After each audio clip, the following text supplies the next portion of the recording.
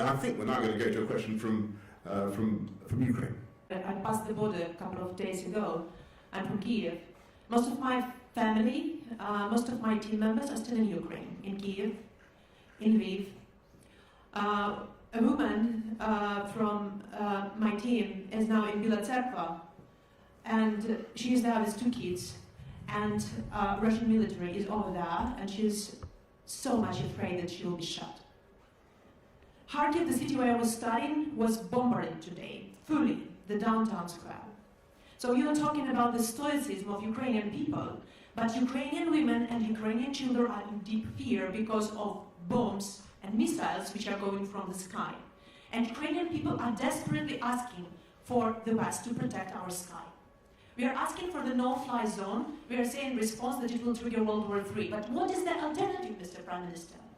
To observe how our children are, instead of planes, are protecting NATO from the missiles and bombs? What's the alternative for the no-fly zone?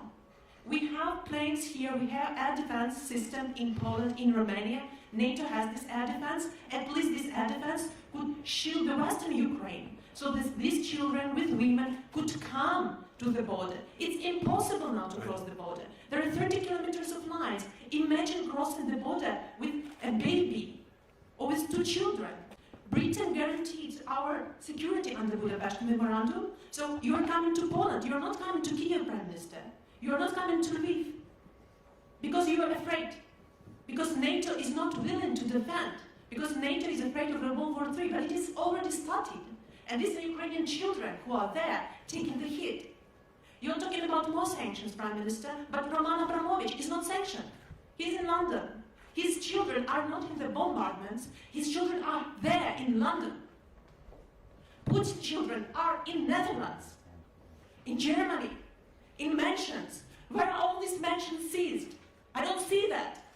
I see that my family members, that my team members are saying that we are crying. We don't know where to run. This is what is happening, Prime Minister.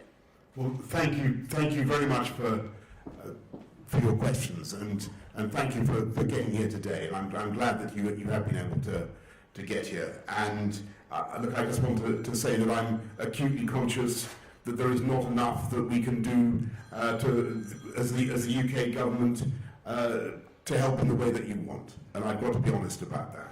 And when you talk about the no-fly zone, as I said to Volodymyr Zelensky, I think a couple of times, unfortunately the implication of that is that the UK and will be engaged in shooting down Russian planes, will be engaged in direct combat with Russia. That's not something that we can do or that we've envisaged. And I think the consequences of that would be truly very, very difficult to control.